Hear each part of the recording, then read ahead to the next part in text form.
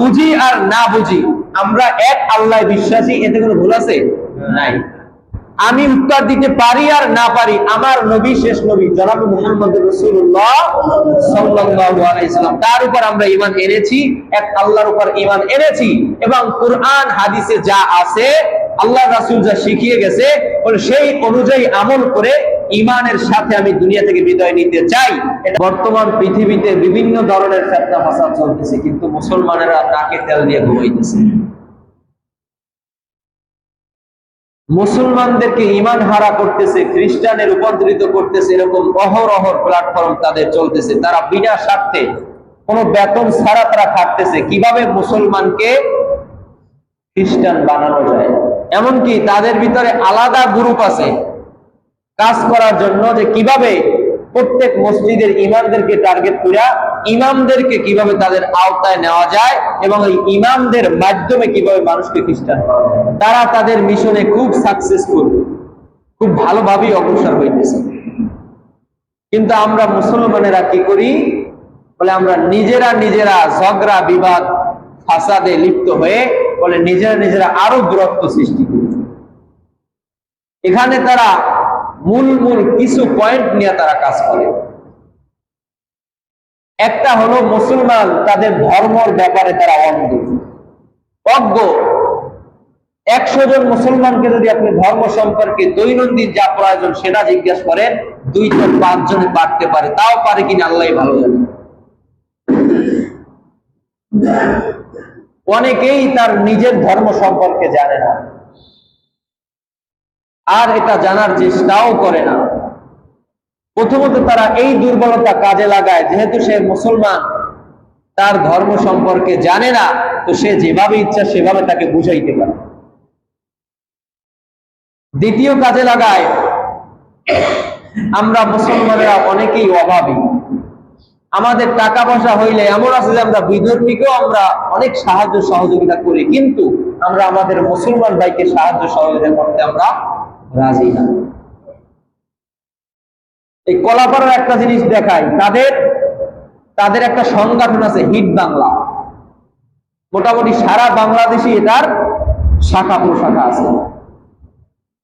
তো অনেক জায়গায় অনেক মুসলমানের সন্তানদেরকে দেখবেন অনেক কিছু উপহার দেয়।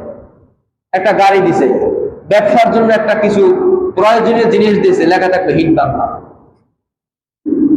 তো তারা আমাদের এই আর্থিক যে অসচ্ছলতা, এটাকেও তারা একটা টার্গেট করে, পুঁজি বানায়। যেমন এই কলাপাড়া মুক্তিযোদ্ধার মার্কেটের সামনে ওইখানে একটা ফুচকার দোকান আছে, ফুচকা বা এই জাতীয় ভাজা করা। তো ওই তার একটা ভ্যানের মতো বানায় দিছে, ওইটা দেখবেন হিট বাংলা লেখা। এখন তাকে, সে অভাবী লোক, তাকে সাহায্য করেছে তারা। এখন সে একটা কথা যদি তাকে বলে, সেইটা সে শুনতে বাধ্য, নাকি আমি আপনি একটা কথা তাকে বললে সেইটা সে শুনবে?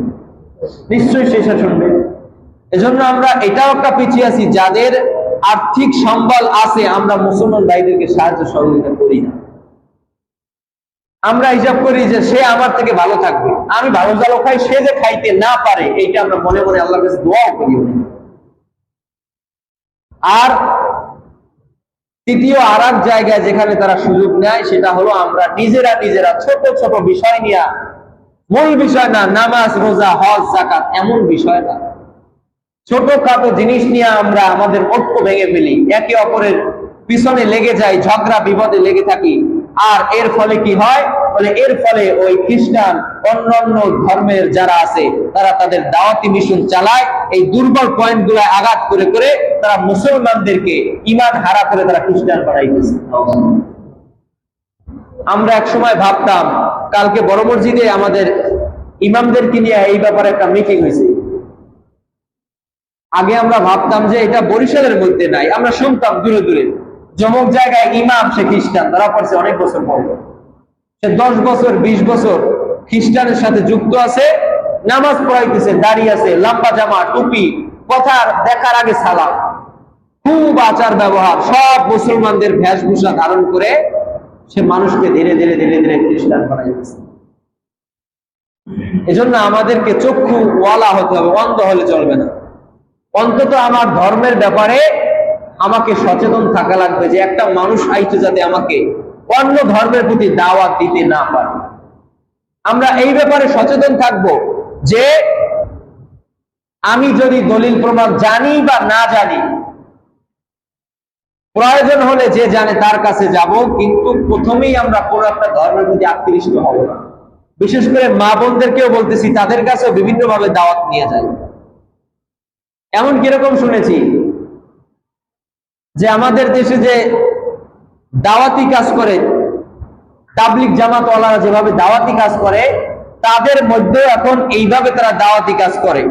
মুসলমানের বেশভূষা ধরে তাবলিগের সিস্টেমে তারা মসজিদে গিয়া বাড়ি বাড়ি গিয়া তাদের বই বিতরণ করে, বিভিন্ন ভাবে তারা দাওয়াত করে এবং এমন এমন প্রশ্ন করবে, ভালো ভালো আলেমেও যদি এই বিষয়ে না ঘাটাঘাটি করে উত্তর দেওয়া সম্ভব।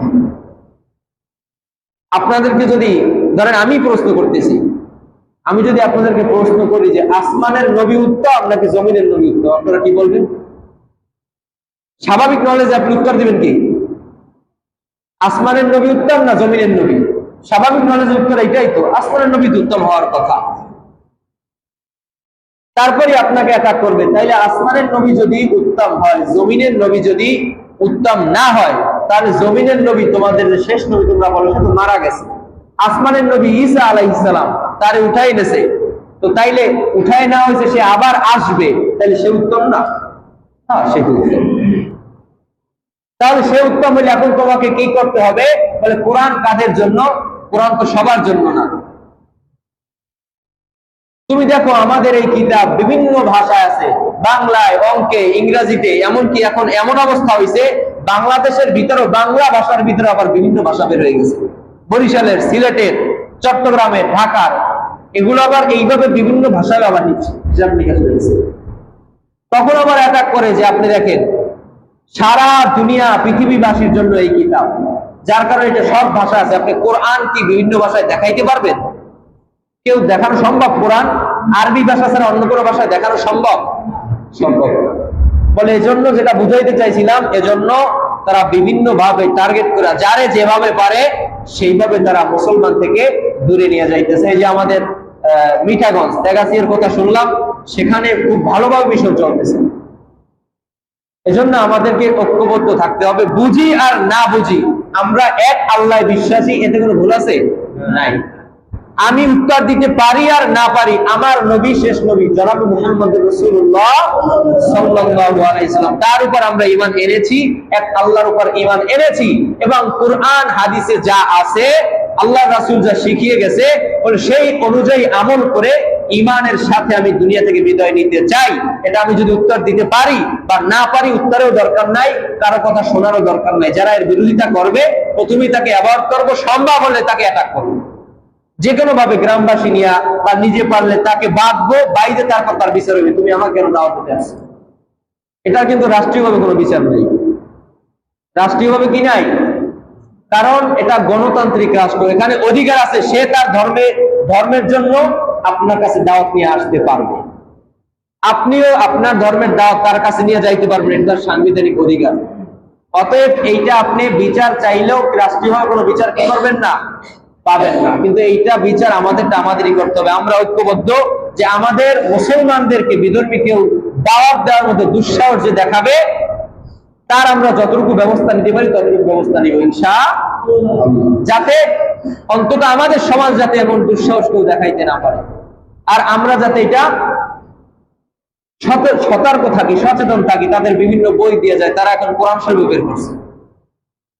কোরআন শরীফে বিভিন্ন সূরার মতো সূরার নাম দিয়ে দিয়েছে, সূরাতু অমুক, মানে সেই সূরা কোরআনে নাই, যে হাফেজ না, সাধারণ মানুষ সে কি বুঝবে? সে সেখান থেকে পড়ে পড়ে দেখাইবে আপনার কোরআনে এই বলছে। এজন্য আমাদের ঈমান রক্ষা, এটা আমাদের বড় ফরজ আমল। কারণ সব কিছুর আগে ঈমান। ঈমান না থাকলে আপনি জিহাদ করলেন, এই জিহাদে কোনো কাজ আসবে? ঈমান না থাকলে আপনি নামাজ পড়লেন, এই নামাজ কোনো কাজে আসবে? ঈমান না থাকলে হাজার ভালো কাজ করলেন, দান সদকা করলেন, মরে মরে মসজিদ মাদ্রাসা কাবা শরীফ বানায় দিলেন, গরিব দুঃখীকে দান সদকা করলেন, সব কিছু করলেন, কিন্তু কোনো লাভ আছে? লাভ নাই। কারণ হাদিসের ভিতরে পাওয়া যায় বুখারী শরীফের প্রসিদ্ধ হাদিস যে একজন পতিতালয়ের নারী, তার ঈমান ছিল কিন্তু সে গুনাহগার। সে একটা পিপাসা অবস্থার কুকুরকে তার মোজা খুলে একটু কষ্ট করে পানি উঠে শুধু একটু পানি খাওয়াইছে। এই কারণে তার ব্যাপারে আল্লাহ তাআলা সিদ্ধান্ত জানাইছেন এই পতিতালয়ের নারী সে জান্নাতি। কিভাবে? কারণ তার মধ্যে ঈমান আছে। ঈমান থাকার পরে তার কি কাজ আল্লাহ পছন্দ করবেন আল্লাহই ভালো জানেন, সেটা আমরা জানি না। কিন্তু মাদার টেরেসা সারা বিশ্বের নামকরা ভাইরাল ব্যক্তি, মোটামুটি যারা পড়ালেখা করছে বা দেশ বিদেশ যারা চলাফেরা করে মানুষের সাথে, না চিনলেও নামে চেনে। কি বলেন?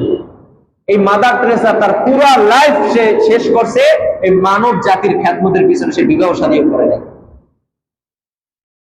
পুরা জিন্দেগি ওয়ান টাইম না ওয়াল টাইম সে মানব জাতির সর্বশ্রেষ্ঠ জাতির খ্যাতমত করেছে, তারপরেও তার সিদ্ধান্ত সে জাহান্নামী, কারণ তার ঈমান নাই। আর এই পতিতালয়ের নারী মানে ওয়াল টাইম না ওয়ান টাইম একটা কুকুরকে পানি খাওয়াইছে,